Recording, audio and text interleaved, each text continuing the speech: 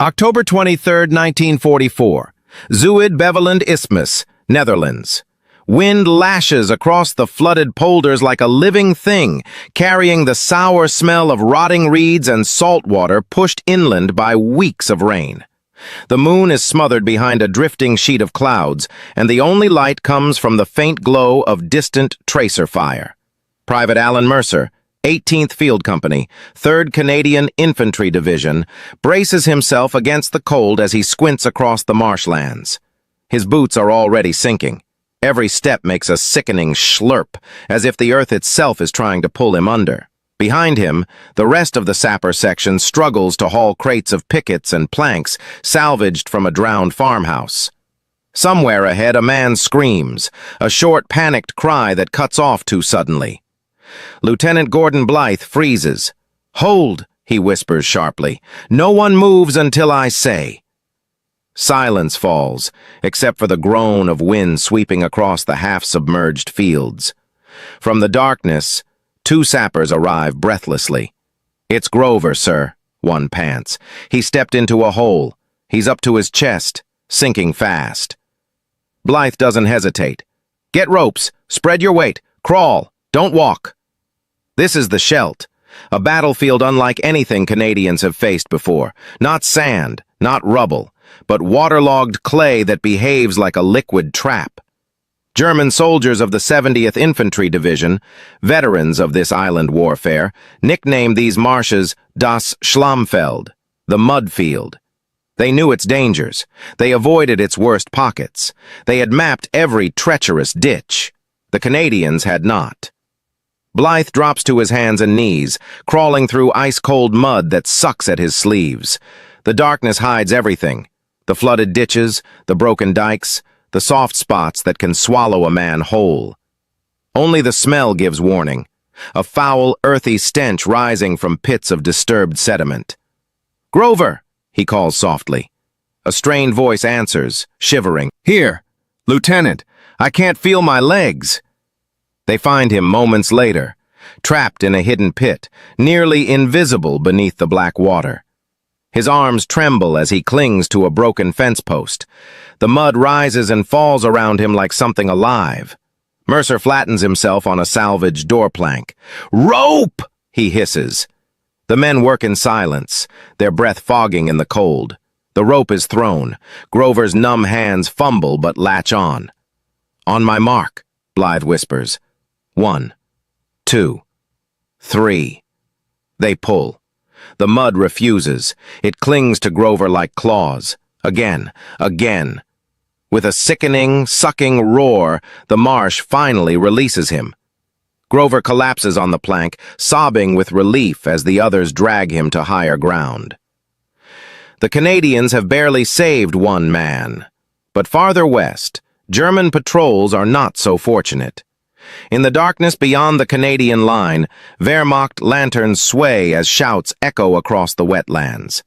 A squad of Germans has wandered into a submerged drainage canal, and the mud takes them mercilessly.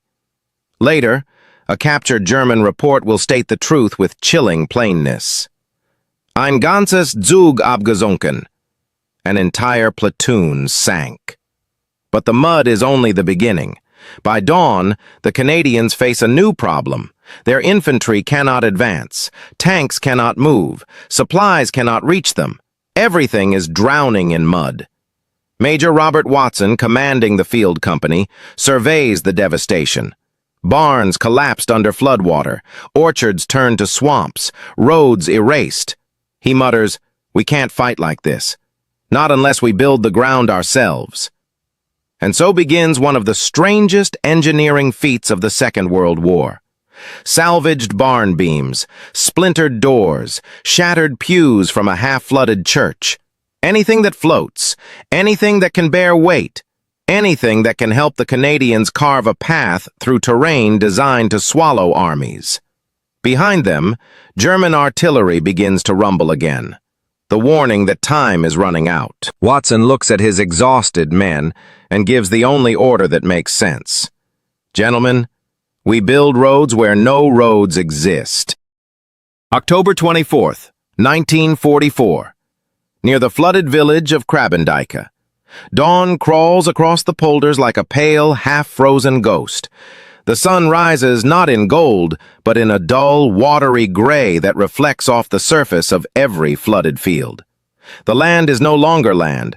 It is a necklace of tiny, treacherous islands floating inside an endless brown sea. Major Robert Watson stands ankle-deep in mud that tugs at his boots with each breath he takes. His engineers gather around him, coughing steam into the cold morning air. "Orders from division," Watson says grimly.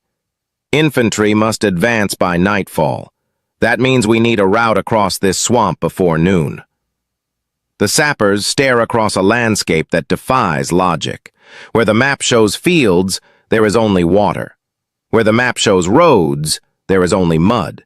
Where the map shows barns, there are shattered roofs, floating like driftwood. Corporal Desmond Shaw, a carpenter before the war, mutters under his breath, "Sir, you could lose a battleship in that muck." Watson doesn't disagree. But the Canadians don't have the luxury of waiting. The entire 1st Canadian Army is stalled behind them. Supplies, ammunition, casualty evacuation. Every meter gained in the Scheldt costs blood, and now the mud threatens to cost far more.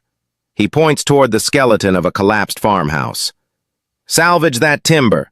Everything that's wood goes with us." The first teams move quickly. Every blow of an axe rings through the cold morning. Every beam torn from a flooded barn splashes into the mud like a sacrifice. Mercer and 3 other sappers wade into the ruined church on the edge of the village. The stained glass is shattered, the pews submerged.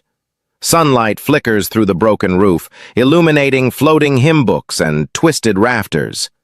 Shaw peers down at a pew drifting in knee-deep water. "You sure about this, Lieutenant?" Blythe nods.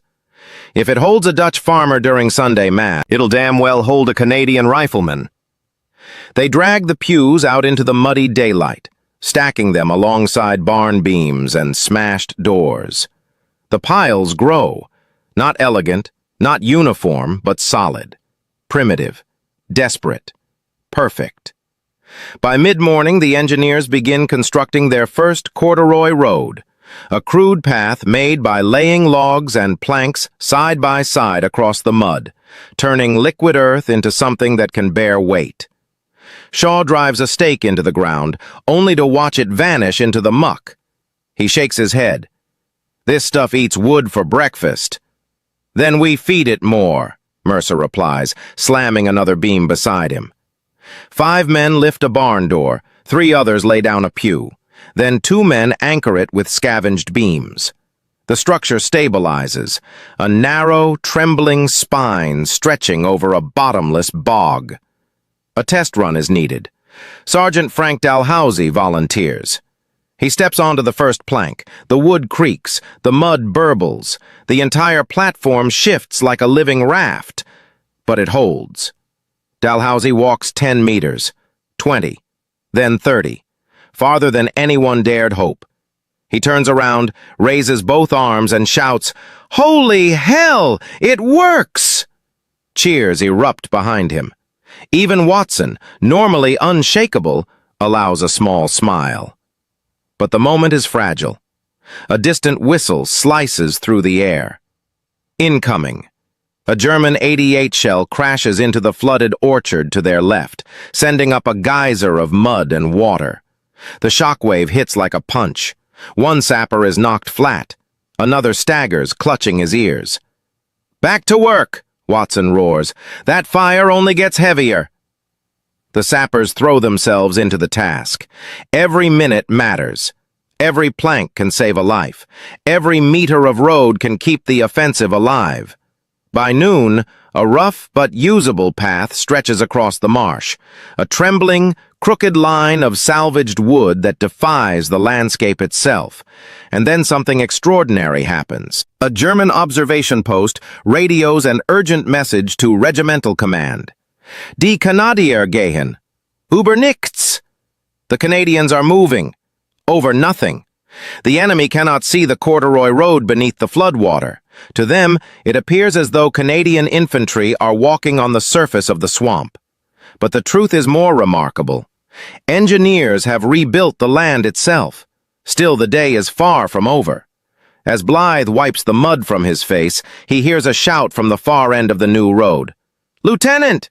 The mud's shifting again! We've got a collapse!" Blythe curses under his breath, grabs his kit, and runs. The Scheldt is not beaten. It never is. Every inch gained by the Canadians can be taken back by the mud in a heartbeat. The battle is not just against the Germans. It is against the earth itself. October 25th, 1944. Forward edge of Zuid-Beveland. The wind rises again by mid-afternoon, slashing across the polders with a ferocity that makes the mud ripple like a disturbed pond. Every gust brings the smell of brine from the North Sea and the distant echo of artillery rolling across the drowned fields. Lieutenant Gordon Blythe sprints along the trembling corduroy track, each step sending vibrations down the fragile line of barn beams and broken pews. Ahead, 3 sappers are already on their knees, clawing at the edges of a sinking section. Corporal Shaw looks up, panic in his eyes. "Sir, the whole segment's dropping. We hit a soft vein." Blythe kneels beside him. The mud beneath the planks is shifting. Not gradually, but violently, as if the entire swamp has come alive. One moment the road sits firm. The next, half a meter of its length is swallowed whole, gurgling like a drowning animal. "Reinforce with the long beams," Blythe orders. Mercer wades in, hauling a 10-foot section of salvaged timber on his shoulder. 2 others follow. They slam the beams down perpendicular to the sinking area, hoping to spread the weight. But the mud continues to sag. Dalhousie curses. "This damn swamp knows we're here." Blythe feels it too. The uncanny sensation that the mud is not simply passive terrain, but a hostile force. The Germans aren't shooting. Not right now. They don't have to. The ground is killing Canadians more efficiently than shrapnel. By the time the section stabilizes, night is approaching fast. Visibility collapses into a haze of mist rolling off the saturated earth. The world becomes a battlefield of silhouettes, ruined farmhouses, broken trees, abandoned carts, all half submerged. Major Watson arrives, boots coated in a heavy armor of wet clay. "It'll rain tonight," he says grimly. "That'll turn half this line into soup again." Shaw wipes his brow. "How the hell did the Germans move through this?" "They didn't," Watson replies. "That's why they dug in so deep. They don't maneuver here. They just survive." Blythe adds quietly, "And they know every ditch, every pit, every channel. We don't." For a moment, the men fall silent. The wind whistles through the hollow beams, sounding almost like voices. Then Watson straightens. "All right. New plan. We're building 2 parallel tracks. If one sinks, the other carries the infantry." The sappers exchange looks. Double the work, double the materials, no extra time. But none object. As darkness settles like a heavy cloak, lanterns flicker to life along the line. Their dull yellow glow reflects off pools of standing water, creating shimmering halos that dance across the mud. The sappers begin scavenging again. Doors from a drowned Dutch farmhouse, the frame of a ruined wagon, shelves ripped from a half-collapsed storehouse, even the wooden top of an old organ from the church sacristy. Nothing is sacred in war, not when men's lives depend on the weight of a plank. Meanwhile, to the northeast, German soldiers of the battalion Huber attempt their own midnight movement across a flooded dikeway. A captured diary later describes the horror. "Wir traten in den Schlamm, und verschlang uns." We stepped into the mud, and it swallowed us. Shouts erupt across the dark marsh. Lanterns sway wildly. Some men sink to their waists, others vanish to their shoulders. In one spot near a collapsed sluice gate, 3 Germans drown before help can reach them. Only a few hundred meters away, the Canadians hear everything, but cannot see through the fog. Mercer whispers, "Jesus, it's eating them alive." Blythe nods quietly. "And tomorrow, if we fail, It'll do the same to us. The night shift continues. The sappers work with numb fingers, breath frosting in front of their faces. The rain begins around midnight, a slow, deliberate patter that quickly grows into sheets of water hammering the marsh. The ground trembles. The newly built road seems to rise and fall like a raft on stormy seas. One section lifts as another sinks. The men shout warnings, adjusting beams, hammering stakes, dropping planks, all while lightning crackles over the distant sea. The mud becomes a battlefield all its own. A sinkhole appears out of nowhere, a circular pool of swirling brown water that engulfs an entire stack of timber. It disappears with a wet hiss. Shaw stares in disbelief. "There goes tomorrow's road," Watson only sighs. "We'll find more." And they always do, because there is no other choice.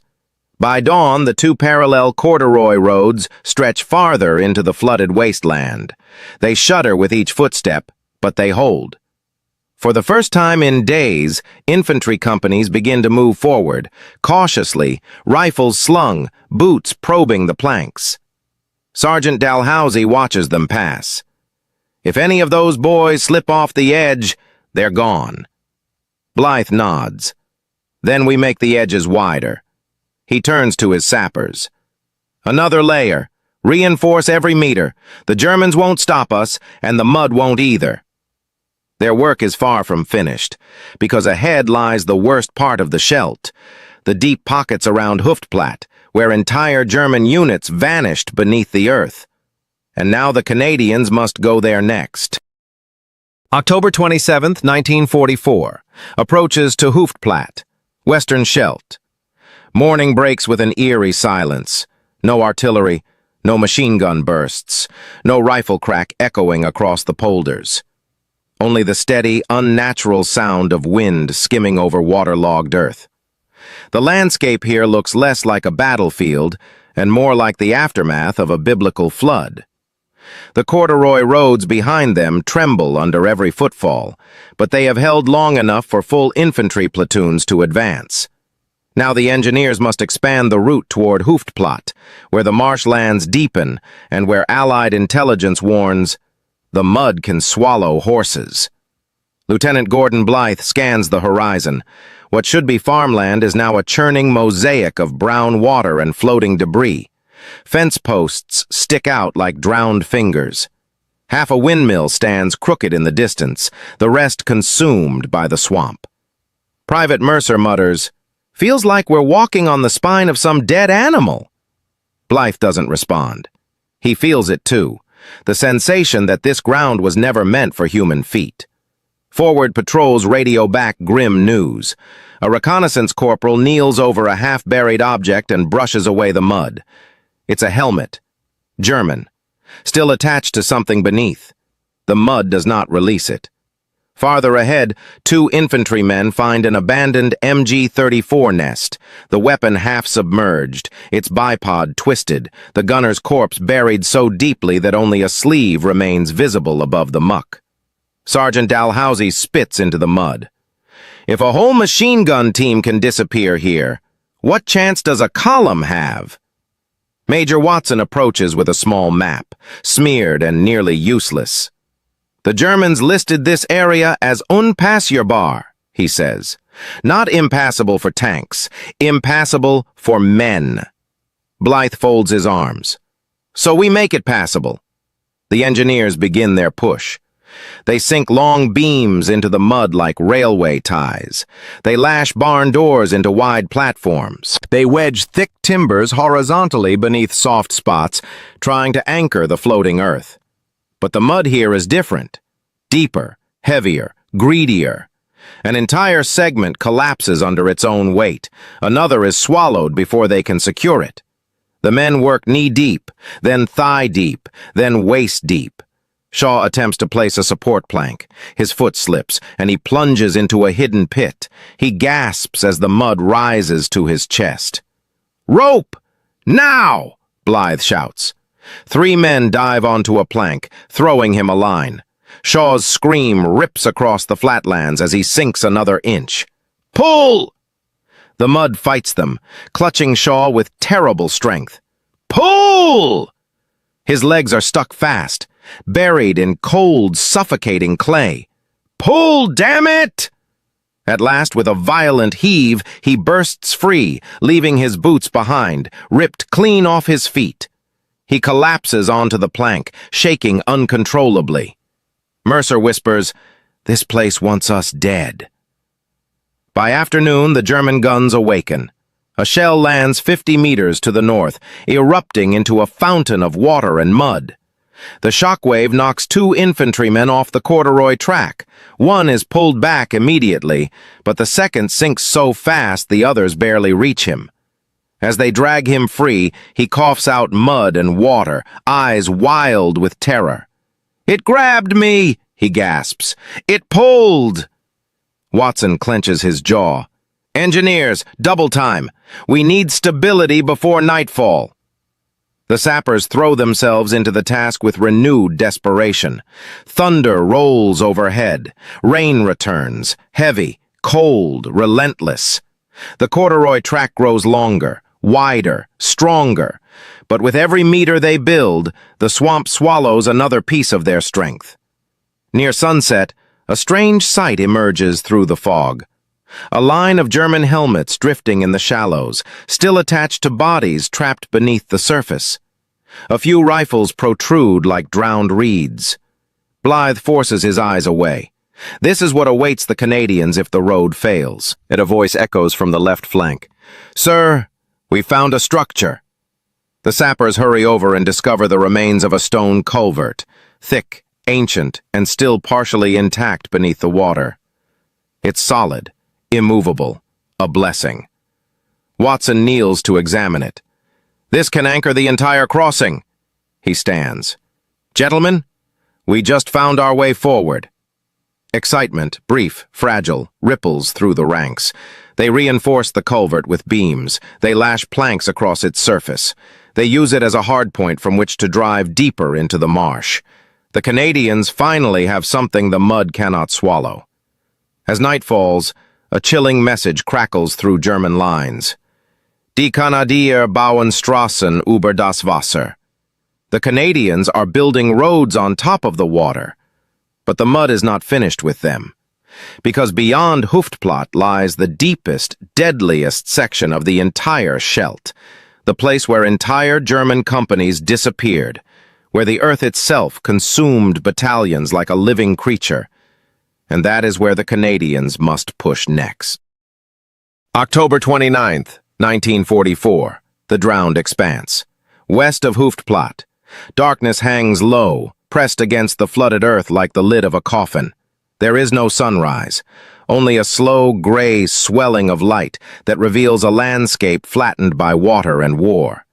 The Canadians move forward in single file, each step measured, each breath visible in the cold morning air. The corduroy road stretches behind them like a scar across the marsh. Ahead, the land vanishes into a wide, shimmering void where the mud becomes indistinguishable from the water. This is the zone the Germans called Die Versinkungsfelder, the sinking fields. Lieutenant Gordon Blythe has heard the stories. Whole German platoons disappearing in minutes, supply teams swallowed in silence. A company commander found days later, preserved waist-deep in muck, hands still gripping binoculars. Now those same lands lie before the Canadians. Private Mercer tightens the straps on his kit as he follows the new, wider corduroy platform. He mutters, "If hell had a shoreline, this would be it." Ahead, the 1st Infantry platoons advance cautiously, rifles slung, eyes scanning the murky expanse. Every step on the planks sends ripples across the waterlogged earth.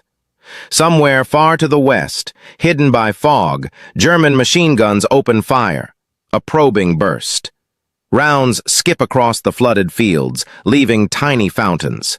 Sergeant Dalhousie ducks instinctively. They're trying to see if we'll panic, testing our footing. But the Canadians don't panic. They do not run. Because running means stepping off the road, and stepping off the road is death. Major Watson kneels beside the newest section. Two lines of timber now run parallel, reinforced with vertical stakes driven deep into the earth using sledgehammers and improvised pilings. The structure rises just enough above the waterline that the infantry can advance without sinking. Shaw and Mercer wedge one last beam into place. It groans, but holds. "Sir," Mercer says quietly, "this whole damn road is floating." Watson nods. "That's the idea. If the ground won't hold us, we hold ourselves." At midday, a messenger from the North Shore New Brunswick Regiment arrives breathlessly.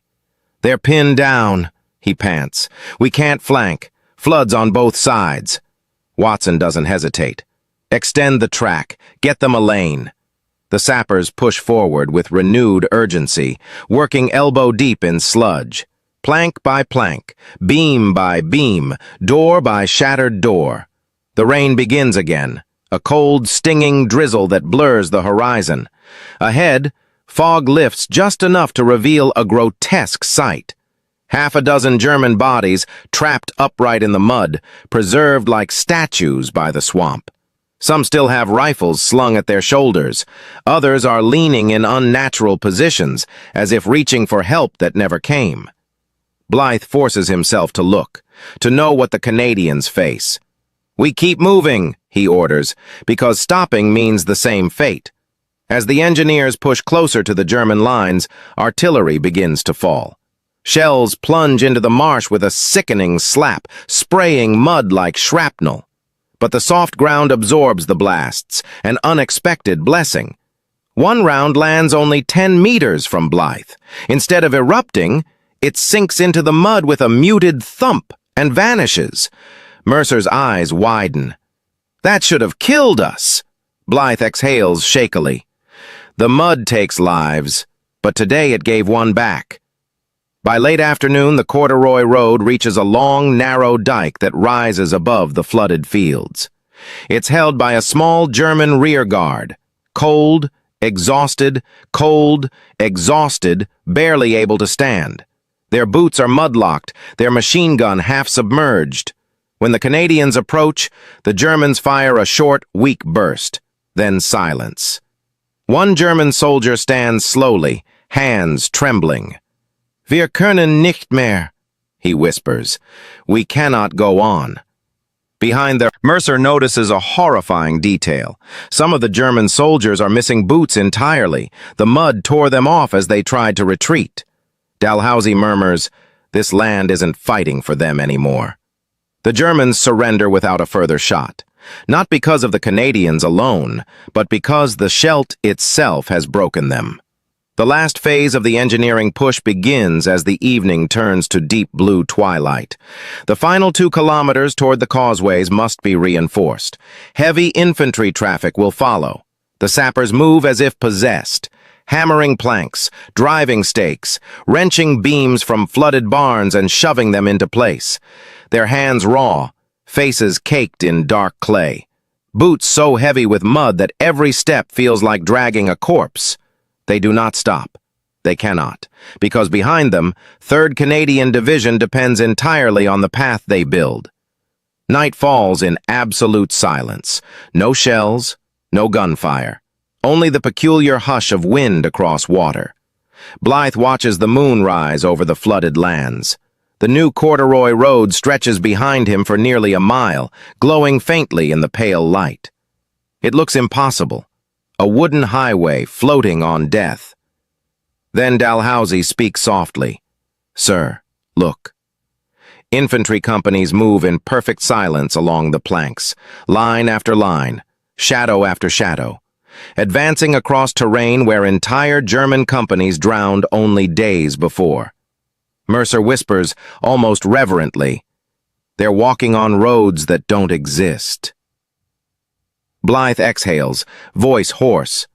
"No, they exist because we built them." November 2nd, 1944. The last of the Scheldt crossings are secured.